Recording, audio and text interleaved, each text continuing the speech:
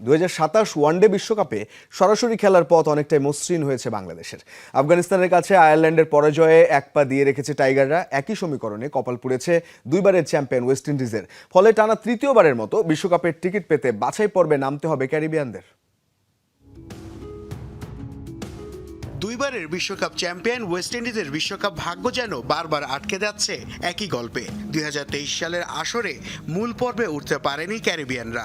এবারও 2027 বিশ্বকাপে সরাসরি খেলার সুযোগ হারালো উইন্ডিজ। আয়ারল্যান্ডের বিপক্ষে দ্বিতীয় ওয়ানডেতে আফগানিস্তানের 92 রানের জয়ই চূড়ান্ত হয়েছে সমীকরণ। আফগানরা নিশ্চিত করেছে সরাসরি বিশ্বকাপের টিকিট, আর উইন্ডিজদের নামতে হচ্ছে বাছাই পর্বে।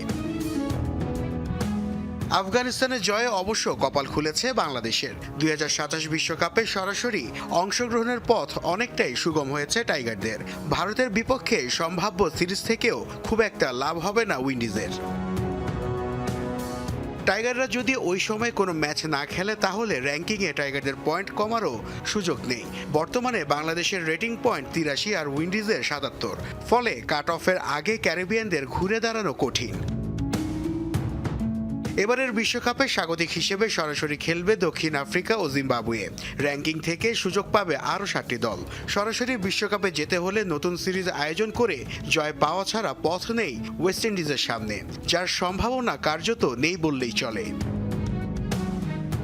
নাসিফ শুভ, যমুনা স্পোর্টস।